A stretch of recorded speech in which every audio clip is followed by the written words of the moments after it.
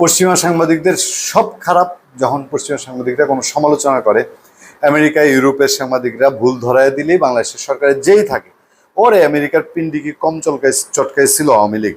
এখন দেখেন বাংলাদেশে ইসলামী চরমপন্থার কোনো আশঙ্কা, এমনও বলছে না নিউ ইয়র্ক টাইমস যে এখানে এখনই ইসলামিক খেলাফত প্রতিষ্ঠা হয়ে গেছে। বলছে যে একটা পলিটিক্যাল ব্ল্যাঙ্ক তৈরি হয়েছে আওয়ামী লীগ যাওয়ার পরে। আওয়ামী লীগ ইসলামী দলগুলোকে খুব চাপে রেখেছিল, এখন সেইটার সুযোগ নেওয়ার কেউ চেষ্টা করছে। এখন প্রধান উপদেষ্টার প্রেস সচিব আবার মানে ঠাকুর ঘরে কে রে আমি কলা খাই না এরকম কিনা অনেকটা।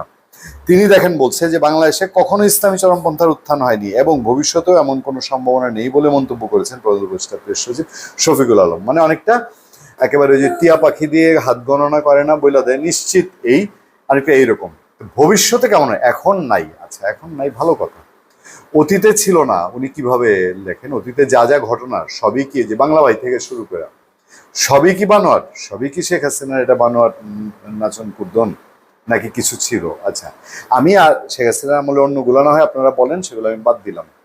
আর ভবিষ্যতে হবে না তো বাংলাদেশে যে কিছু কিছু লক্ষণ দেখা যাচ্ছে সেগুলা কি?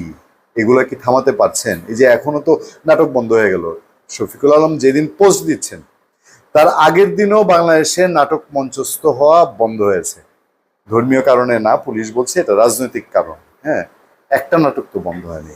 নাটক তো বহুত নাটক বন্ধ করতে গিয়ে নাটক কম হচ্ছে না।